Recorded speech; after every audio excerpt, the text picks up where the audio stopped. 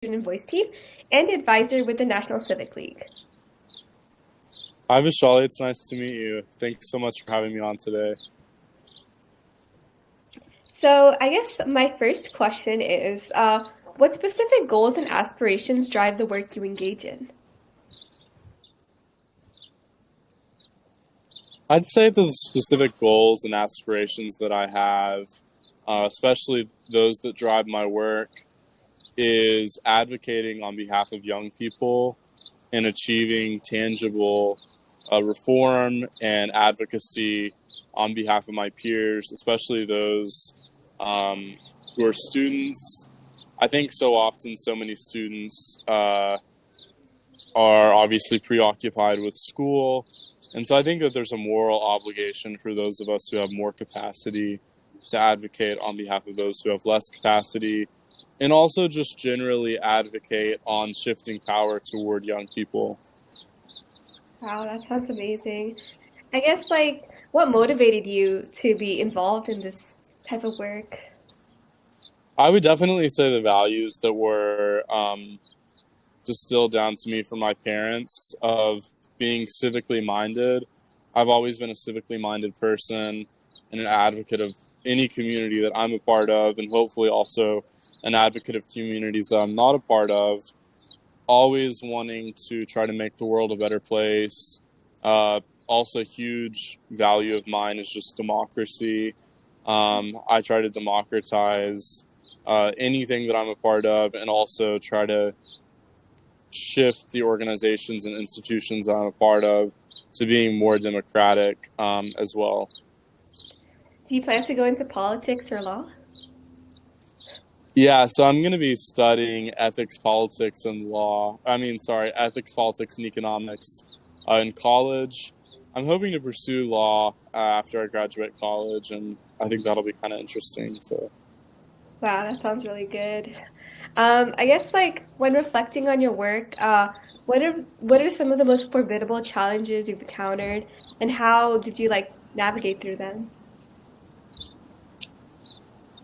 some of the most formidable challenges that I have sort of persisted through is just old people who aren't ready for systems to be changed and reformed, who would like to obstruct the zeitgeist from ever shifting away from anything other than them having sole, total, and absolute power. That's probably been the obstacle that I've faced most saliently. And in some ways, apathetic young people who have been instructed and learned helplessness, I would say. Hmm. So I guess when you were trying to change people's mindsets, what did you instruct or put in place to help them, really understand the democratic views of life? I think so often it's been all about reminding my peers of what can happen when we tap into democracy, when we utilize democratic norms, values, and systems as tools. This has looked like going to my state capital and having organizing advocacy days for a team of about 3 dozen high school students who are also policy analysts, and meeting directly with legislators and just showing some of my peers that if we meet in person with our legislators, if we look them in the eye and tell them what we believe in, what kind of things that we're advocating on behalf of, that there can and is tangible effects from that. If we're going to change any system, it's going to take democracy, and it's going to take all of us strongly participating in that democracy and doing everything that we possibly can to achieve that system's change. Definitely. I guess what novel approaches did your work embrace to confront complex issues or adversities, as you mentioned before? Probably most basically just making older people feel like things are their idea, giving them credit for things that they didn't do, so often we've had to rely on trying to convince them that it was their idea to do something in order for us to actually kind of do it. Again, giving credit where it wasn't due so that they can feel like that they're making a difference, making a positive change for young people when in fact we were kind of the ones that were in charge doing the work, making the change happen. Wow, that's kind of funny. I guess what valuable insights or pearls of wisdom would you impart to individuals who want to pursue, law or, change policies in the government? I would say you need a lot of grit and you need to persevere. I've been lucky to work with the same organization for several years. And obviously, over those several years, we've seen several legislative sessions come and go.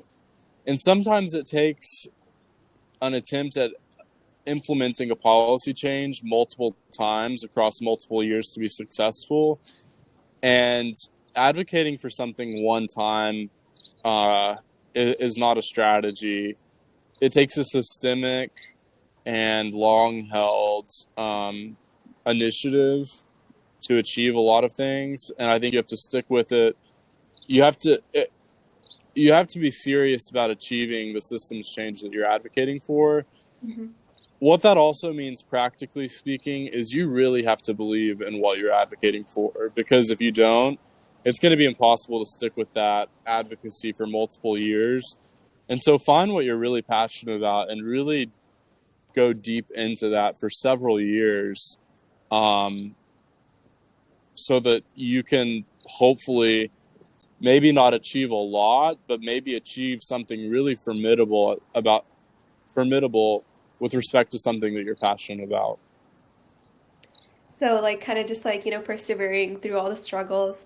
And I guess, like, how did you get everyone involved? Were they all on the same page when you first introduced the idea of changing policy? No, certainly not. I think something that's so awesome about democracy is that it is incumbent of the collision of ideas. It is incumbent of disagreement, which is discourse. That's the feature, not the bug. What it's meant oftentimes is following where that there was already natural interest, energy, and inertia, going to people's capacity, meeting them where they are, and honestly just naturally advocating on the things that people were already plugged into, that people already cared about. Ultimately, with a democratic system, if it's truly democratic, one person cannot just impose their will, belief, or advocacy on the rest of the group. There has to be an intentional and concerted effort on the whole body to actually achieve the kind of systems change that we've been advocating on behalf of. Definitely. Would you like to share with the viewers some examples of legislative policies you've changed? Sure. So one of the biggest reforms that the Kentucky Student Voice team was pretty much solely responsible for is a few years back, the General Assembly was contemplating whether or not the money from the state lottery would continue to go into education. And overnight, high school students from around Kentucky mobilized, showed up and descended on Frankfort, had a pop-up press conference on the steps of the Kentucky State Capitol, and made sure that our lottery endowment fund would continue to benefit Kentucky high school students and public education in Kentucky. That was one of the big ones. I'm proud to say that not only has the Kentucky Student Voice team advocated for policy change, we also have a newsroom. The new EDU is the largest independently funded, student-run newsroom in the state of Kentucky.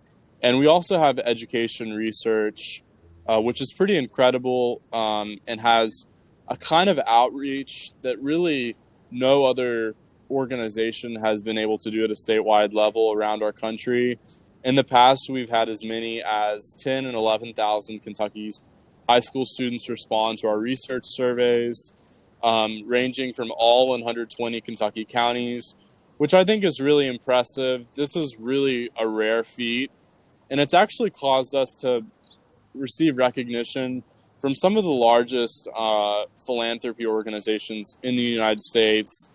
We've received funding from the Walton Family Foundation, the Bezos Family Foundation, the Chan Zuckerberg Funds, all of those kind of organizations, which have enabled us to continue to do this kind of work. Wow, that's really amazing. Yeah, keep up the good work. Um, Thanks. I guess, you know, I guess reflecting on all this, what did you learn from like, leading this team and especially, as a leader, how did you feel, when you started off and how do you feel now? What I learned the most with respect to leadership is that a good leader must be empathetic and a good listener. I think that those are the two most important qualities that leaders exhibit and embody, and also simulate to their teams what good leadership looks like as well through empathy and through good listening. So often we are fed this image of a leader who speaks a lot, who is outspoken, who is in many ways loud, oftentimes the loudest voice in the room. Instead, I think we have to look at leaders and good leaders as people who are empathetic, who listen, and sometimes are lead from behind, are quiet and listen and are contemplative. Yeah, definitely. I also run a nonprofit organization which helps foster care children. So yeah, I would agree totally.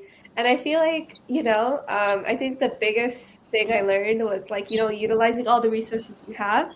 Because I kind of like just reach out to my entire community and all the officials, like as Zachary mentioned, you know, um, don't be afraid to ask for help and also make sure you have the right mentors because, they could have advice which, could save you time, money, and, just extra, like, you don't have to waste your time so much. Yeah, exactly. I mean, I think what you're saying is super important.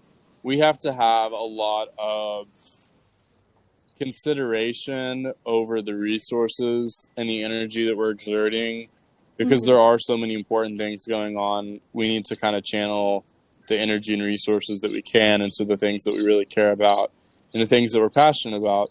Ultimately, that's really the only way that we can achieve the kind of systems change that we want to take place.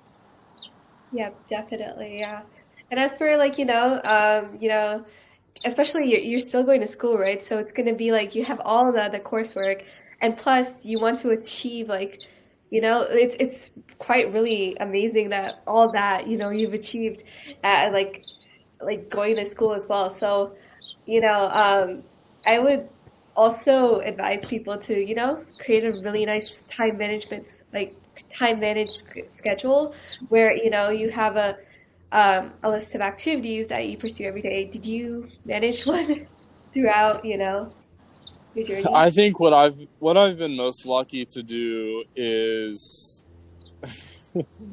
kind of careen between, okay, today I have to do my homework, tomorrow I have to study for a test, the next day I can work for 3 or 4 hours on a project that I'm working on. Like, I think it's just constantly been oscillating between different activities, different interests, different aspects of my life. It's never been balanced. It never will be. In a lot of ways, I don't want it to be balanced. I don't need it to be balanced. I'm Oh, quite happy with a lot of the things that go on. But yeah, I think maybe if you need to focus on balance, focus on balance. But if you can do it without constantly trying to think about the ways that you are balanced or imbalanced, um, I'm not sure. I think in a lot of ways, you just kind of have to love what you do and only do things that you love. And hopefully that's balance. Hopefully that's balance itself. Like, hopefully the balance is just loving what you do. And also, I think it's nice to focus on intersections. I'm fortunate to be studying in college what I've already been working in and what I hope to continue to be working on. And so I think it's really important to study things in school and pursue an education that's pertinent to what you are doing in life professionally. Definitely, yeah. I'm also going for a pre-med at UC Berkeley.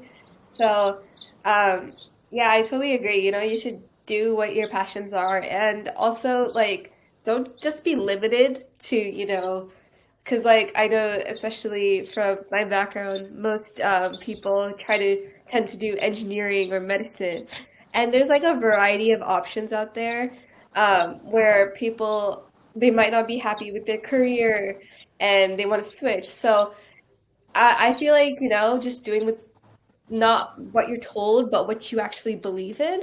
That's a great, I guess, momentum for you to like keep going through, right? Don't you Yeah, agree? certainly. Yeah. Yeah.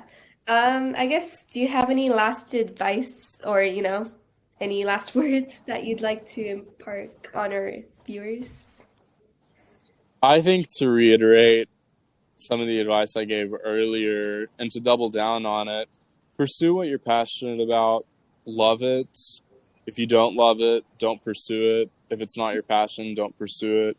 Continue to be passionate about the things that you love. Invest in other people, invest in relationships that build you up and give you energy. Don't back down, don't give up. Be outspoken, be a truth teller. Put into this world universal truths that make people feel seen, heard, that demonstrate empathy, not just project empathy, actually demonstrate real empathy. Be a kind person. Not only be a strong person, but be a kind person. Don't make us endure your lack of kindness under the auspices of strength. Be kind and strong because it is possible. And we need people who are kind and strong. I'm tired of choosing between one or the other. I want both in the people in my network. Uh, yeah, I think that's my advice. All right. Yeah. Thank you. And yeah, thank you for being here today on the Caregena podcast. And let's keep in touch. Of course, yeah, it's so nice that you reached out to me, and I think this is an awesome project that you're working on. It's really great to see. Oh, thank you.